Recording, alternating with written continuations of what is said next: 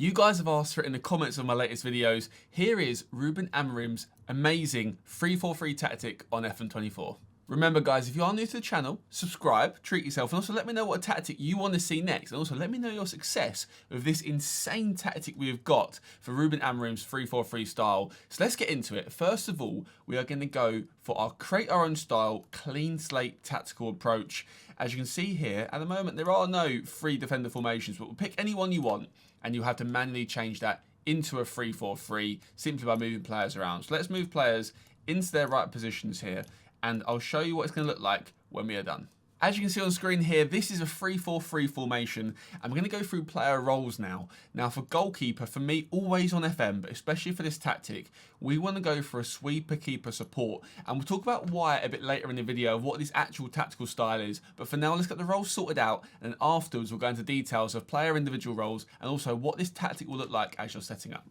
So centre backs across the back line, I always love ball playing defenders, but once again, for this type of system, a ball playing defender is perfect. You can, if you want to, in a slightly smaller team, stick your centre back as a central defender. If one of them isn't very good at passing, that's fine. If all of them aren't very good at passing, make sure you buy some good passes of the ball, because that's really crucial for how you're going to get up the pitch quickly and nicely with this team. But there's a little bit of versatility here. You can go for a central defender, but in an ideal world, we are going 3 ball playing defenders here. In terms of right hand side of the midfield and left midfield, you can, if you want to, we'll talk about attacking and defensive variations as well soon. But for the base variation, we want a right mid and a left midfielder, and we want to go winger support on one side and winger attack on the other. For me, I just go winger support on the right just because I feel like it looks aesthetically better. Winger support on the right, winger attack on the left. And in terms of those central midfielders,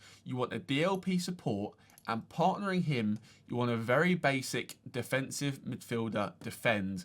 You can, if you want to change it up a little bit, go for an anchor, go for a halfback, but the ideal scenario is a defensive midfielder defend. That, for me, is the ideal 2 FM partnership. If you're going to see some of the tactics on this channel, you will see a lot of DLPs and a lot of basic DM defenders, because you can make them how you want them to be, which is perfect for clean slate tactics all year round. Now, moving forwards onto the APs, which aren't wingers but kind of are, so we're going for a 3-4-3 here. We have got an attacking midfielder at support on the right hand side, and I like AP attack on the left. You can go shadow striker if you want, you can go AM attack, but AP attack for me, I love this combination of the front 2 just behind the striker. And this year, as every year on FM, nothing beats advanced forward attack. Like, you can, if you want to make it fancy, go for a false 9, but this tactic isn't about the fancy stuff. This is about winning and being very, very good with Amorim's style. And advanced forward attack does that perfectly. It's the ideal scenario for a striker. In terms of individual player roles here, let's get into that. So we are looking here at the centre-back to start off with, and each wide centre-back will be told to stay wider when the team has the ball. That helps the team push up slightly, adds a bit of width, and makes those 3 defenders really work on the ball and work very, very nicely. That is the only thing you have to do when the team is on the ball. Make sure that wide centre-backs stay wider. The centre-back stays as he is. Ignore anything else. Centre-back is perfect as he is as a ball player or a central defender. In terms of those 2 holding midfielders, now Amorim is known for an aggressive pressing system. So what we want to do for this defensive midfielder on the left-hand side is make him tackle harder. Tackle harder. Now you can take these off if some yellow cards start flying in and some red cards start flying in. Be careful. It can happen where you tackle harder and players just bang, bang, bang, bang, bang, red card, bookings, bookings, bookings, but it helps with the pressing game that we'll talk about in a second as well. In terms of the right-hand side here, the right midfielder and the left midfielder. Now in this system, the wide midfielders, in this non-attacking or defensive variant, they kind of act a bit like wingbacks. So for me, if you want to be a bit more cautious, your winger support on the right-hand side, you can make him hold position. Not essential, but you can make him hold that position. Obviously, the left-hand side midfielder can't hold position because you've got him on winger attack. So it's up to you. If you want to be a bit more cautious, by all means, hold position, game by game basis, change it. But as it stands, you can just leave them on support and they'll do a very good job for you. On to the attacking midfielders behind the striker now. This AM support is very, very important. Almost like the Bruno Fernandes, the one that controls and carries the team. For me, he is going to be crucial for what we want. So I want him to roam, I want him to move into channels, and I also want him to dribble more. Basically, he is being involved everywhere across the pitch. He is going to be dropping deep to get the ball and carry it forwards from the defensive midfielders. He's going to use that space at your right midfielder who is on support. He'll move into the channels and be able to control the game from out there. He'll have the ball, turn, drive with it, get up the pace, get up the pitch quick, and hopefully get you a couple of goals. So that's what I do there. You can make the front three also tackle harder, but like I say, just be cautious of those bookings. In terms of your other attacking midfielder, who is an AP attack, for me, leave him as he is. The AP attack role is very nice, very good. You want that right-hand sided attacking midfielder to be the guy that is controlling. The guy on the left is creating the space, dragging defenders away for the guy on the right, but also having chances for himself as well. And like I said earlier, advanced forwards is perfect. Honey, you are perfect as you are. No changes needed. Don't touch the advanced forward ever on FM. They are the creme de la creme of FM strikers. Moving on to the tactical style on the left-hand side and mentality. Of course, we want to go positive. You guys know on this channel.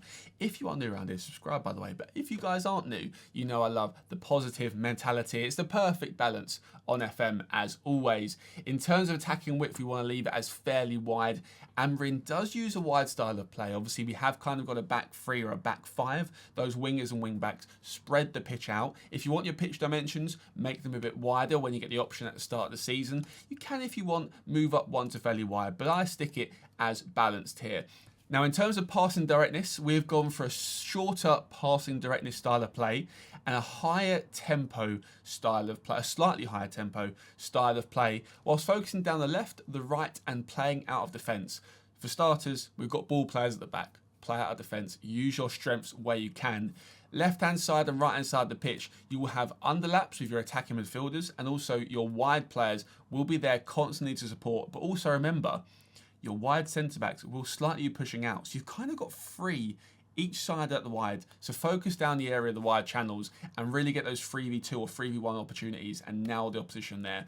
In terms of passing directness, your team are going to be pretty close to each other on the pitch. As you can see, it's quite a cramped midfield.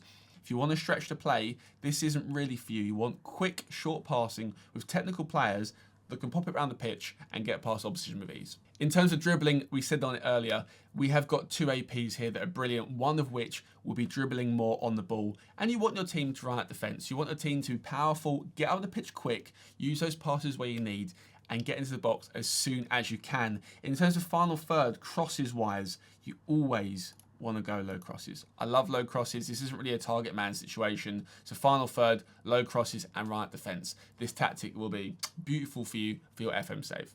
We're now moving into transition, and for me, always, or not always, there are some tactics where you don't do this, but counter, press and counter with the players and the shape you've got available, that front three, they're going to work hard and press and press and press. You want to counter and you want to counter press there, and you never want to take long kicks.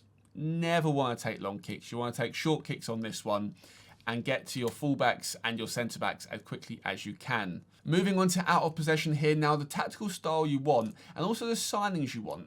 You want energetic and good players with good stamina and good concentration. And for that, you want a much higher line and a higher press. Squeeze the opposition up the pitch, win the ball back high so you have less to travel towards the opposition goal and you can get a goal on the counter-attack. Nice and easy while all your players are up the pitch. Your three centre-backs are definitely enough. Your holding midfielder there is helping you out in the defence, recovering the ball and spraying it quickly, because you have that higher tempo, spraying it quickly out to the wide areas where you have two players waiting for you to deliver the ball into your striker. You also want to trigger the press much more often and, of course, prevent short goalkeeper distribution. You have those front three players. So if you're playing a team that has a back four, you've got three players there that are closing them down. Hopefully, like I say, the whole idea of Amorim's tactic is to win the ball high up the pitch and with a much higher line, preventing goalkeeper distribution and also triggering the press much more often, you have the maximum chances of doing this. You can get stuck in if you want, but I always worry about yellow cards. It's up to you. Personal preference. If you care about yellow cards, don't get stuck in. But players will still press and get stuck in anyway. Just don't go completely AWOL and start attacking the other team. Now moving on to a situation where you are a goal behind, or maybe even just starting the game versus a lesser side in the league. You want to change a couple of tactics. Your winger support on the right, you can by all means change to a winger attack. It does mean he doesn't hold his shape, but that doesn't matter too much because remember, you are playing against a weaker side, or you are pushing for an equaliser or even the winner here. You also want to change your AM support to an AM attack. He'll just start a bit higher up the pitch, allows the whole team to come up with him. That's kind of the only two changes I would do. If you want to really go a bit more direct, you can, but I wouldn't recommend it. Up the tempo definitely to higher. If you're in a rush, if you're against a smaller team, bam, bam, bam, bam. You want to get those chances in quickly and sharply. You also want to distribute quickly when your goalkeeper is in possession. It's an underrated thing on this game. People don't really tick that box, but distribute quickly when your goalkeeper has the ball, especially if you're chasing the game. If you watch the highlights, your goalie can stand there for so long just wasting time and allowing the opposition team to get back into shape. If you have this goalkeeper gets the ball, delivers quickly to your fullbacks or your centre-backs, and you can get up the pitch while the team is still recovering from their attack.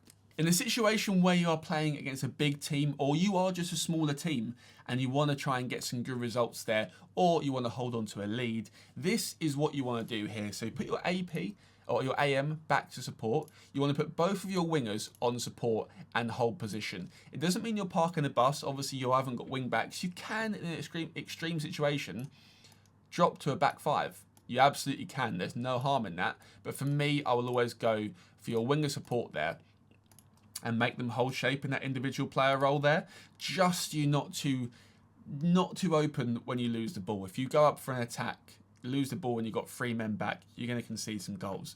Also, what you want to do, I mean, if you're winning the game, you 100% want a time waste. Everyone loves a time waste if you want to hold on to a win. But you want to remove right defence if you are scared of losing the ball. You want the players to be sensible, 100% sensible. Shorter directness and slightly higher tempo is perfectly fine. Maybe drop off slightly with that trigger press. If you are holding on for a win, there's no reason to knacker out your players constantly pressing when you want them to hold their shape. So drop that down by 1 and also make that defensive line higher. You can go to a mid block, but that's a bit risky. That is inviting too much pressure on. I'll keep it high and high. If you are a smaller side or Champions League game with 2-1 up late in the game, drop it down slightly. Don't go too defensive because you will just invite pressure on and this team will struggle to get out if your team starts in a low area. The whole point of this tactic is that your team is ready on the front foot to pounce. The deeper you are, the more your attacking midfielder has to run 60 yards up the pitch rather than 20 to get a good chance for your striker. It becomes a massive pain if you go too deep, so be careful. Don't go too deep because also there's a lot of pockets of space if your defensive line drops deeper. So stick it on higher press and higher defensive line. Hope you guys enjoyed this video. If you want to see more tactics, let me know. Of course, comment what tactic you want to see next and subscribe to the channel if you are new. We're trying to hit 10,000 subs this year. Hope you guys enjoyed. And that note, see you later.